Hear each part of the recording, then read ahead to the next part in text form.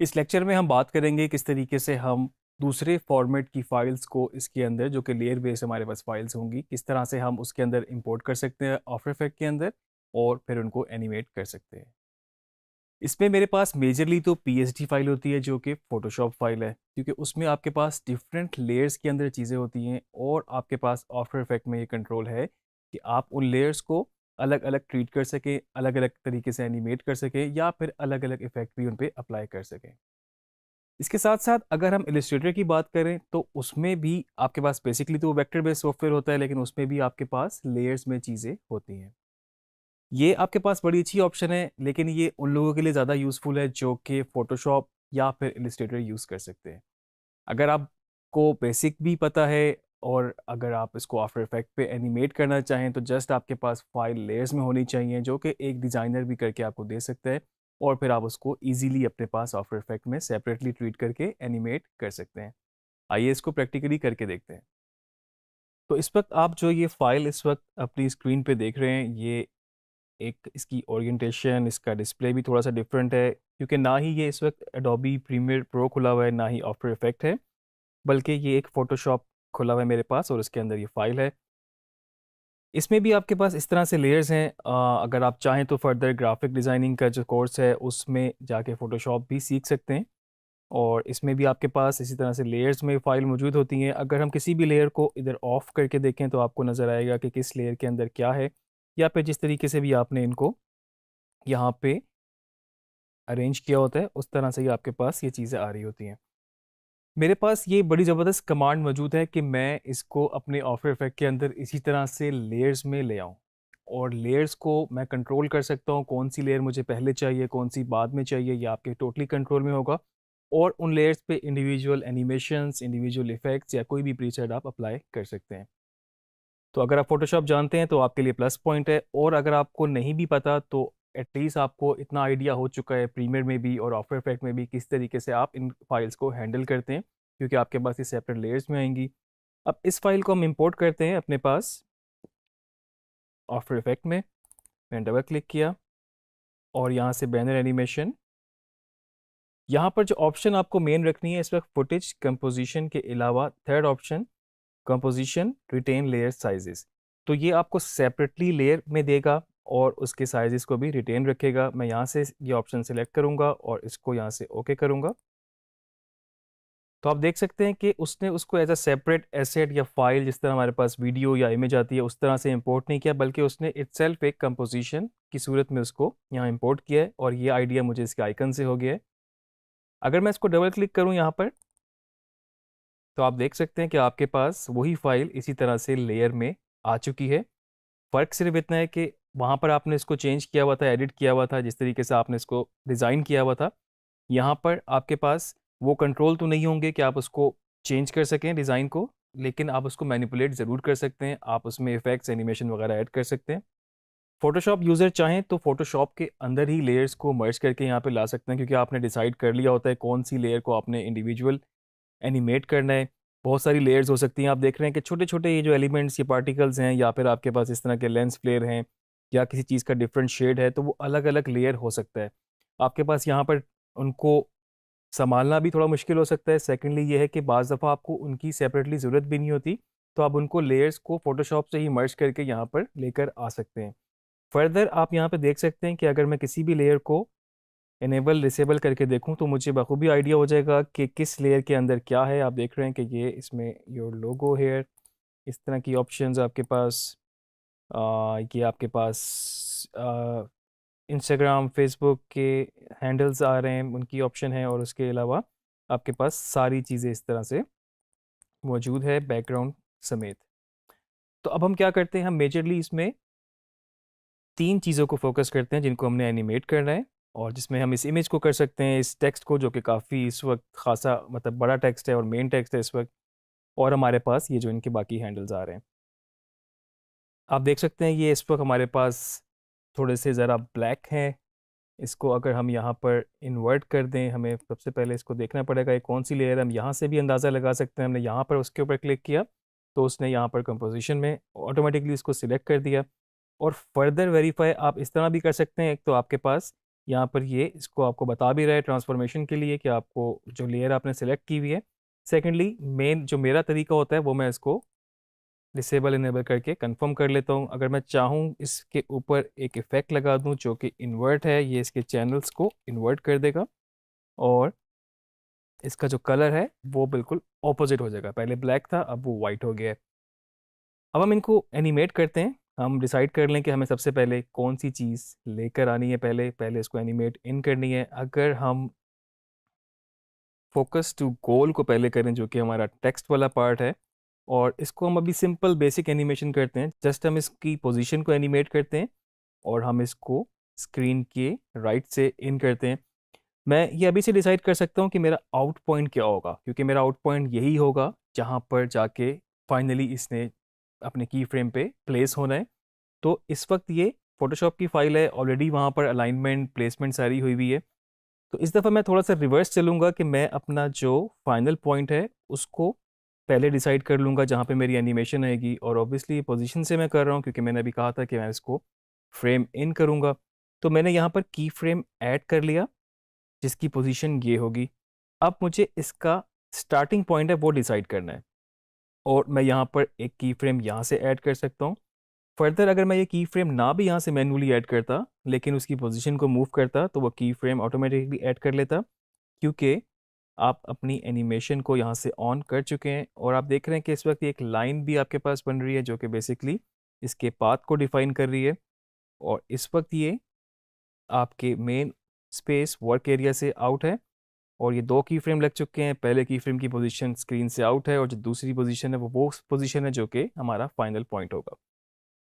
अब मैं इसको प्ले करता हूँ यहाँ से।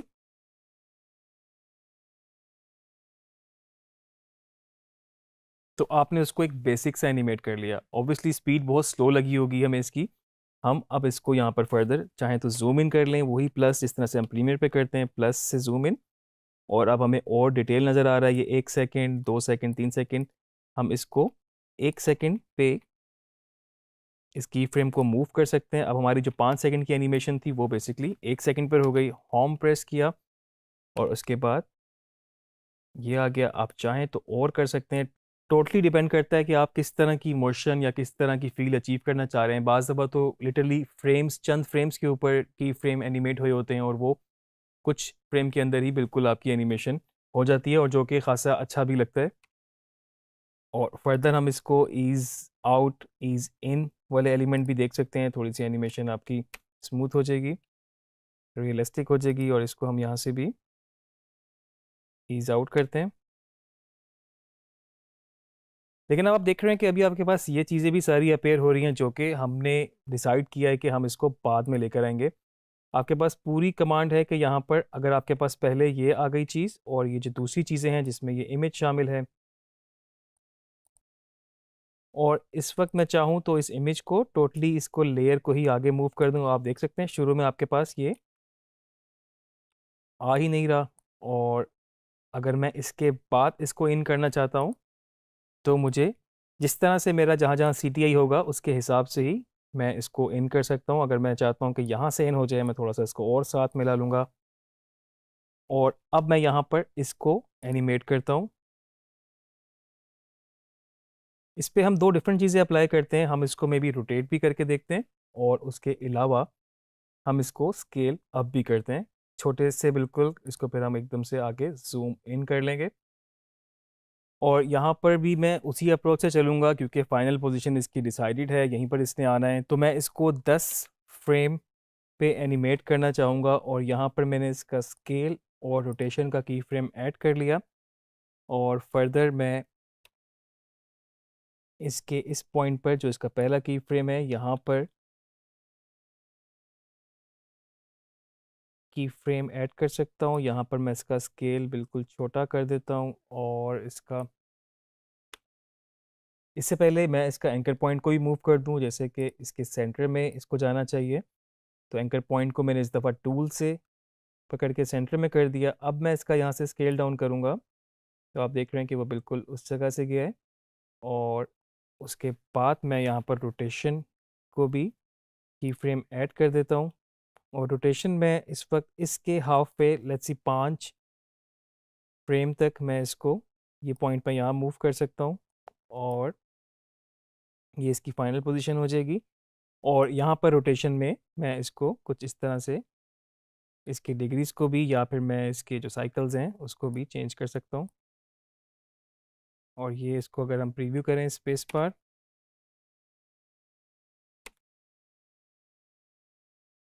तो आप देख रहे हैं कि यहाँ से यहाँ तक इसने, अगर हम इसको फ्रेम बाय फ्रेम देखें कंट्रोल और राइट एरो की, तो अभी तक ये स्केल अप भी हो रहा है और उसके साथ साथ रोटेट भी हो रहा है। ये रोटेट हो रहा है और यहाँ तक ये स्केल अप हो रहा है।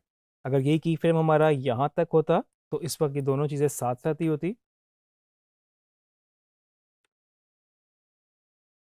और अगर हम इसको शुरू से देखें तो पहले हमने टेक्स्ट को किया, उसके बाद हमने इसको इन किया।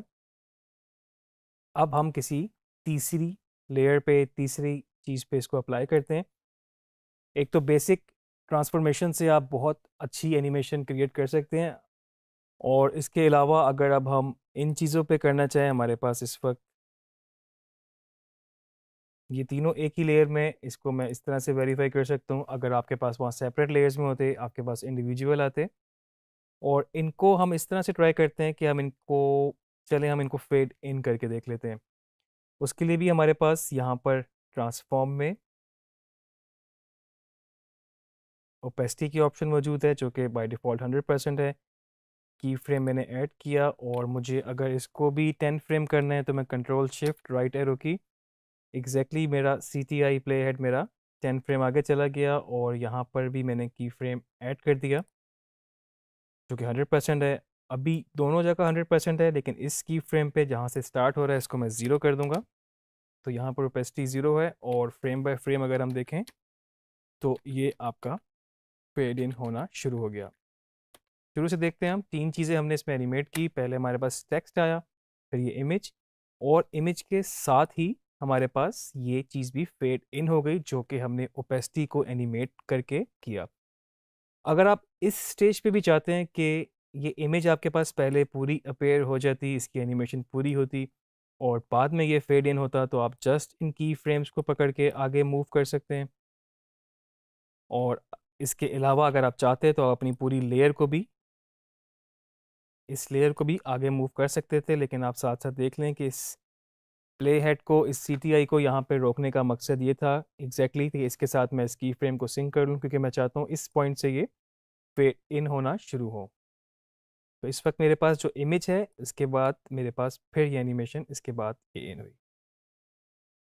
छोटी सी चीज़ हम एक जस्ट क्विकली ये भी कर लेते हैं कि इसकी भी जो बैकग्राउंड है, थोड़ी सी इसकी स्केलिंग को हम ज़रा सा मूवमेंट दे देते हैं, मे बी 135 तक, और इसकी फ्रेम को हम आगे ले जाते हैं काफ़ी ज़्यादा। हम इसमें चाहते हैं कि इसको बहुत ज़्यादा मूवमेंट ना हो, और हम इसको यहाँ पर 120 कर देते हैं। और इस वक्त आपकी बैकग्राउंड की भी मोशन ऐड है इसमें, जो कि ये वाली लेयर थी।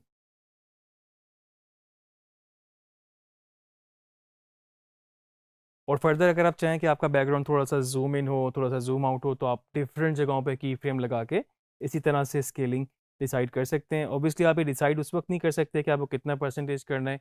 आप ट्राई करेंगे इसको, जो अच्छा लगेगा एस्थेटिकली आपके हिसाब से, या जो आपकी रिक्वायरमेंट होगी उस हिसाब से आप इसको एनिमेट करेंगे। तो मेन पर्पस इसमें आपका ये था कि आपके पास चीज़ें लेयर में आ जाएं। इसमें अगर बाय चांस लेयर में नहीं भी होती, तो बहुत सारे लोग जो फ़ोटोशॉप जानते हैं वो उनको लेयर में डिवाइड भी कर सकते हैं, और इसी तरह से बारी बारी एनिमेट कर सकते हैं। इसकी प्रैक्टिस ज़रूर करें। आपको कुछ PSD फाइल भी फ्री वेबसाइट्स हैं, वहाँ से मिल जाएंगी, जो कि लिंक्स हम आपको बताते ही रहते हैं। आप इसको फ्री वेबसाइट से जाके डाउनलोड कर सकते हैं और फर्दर इसकी प्रैक्टिस कर सकते हैं।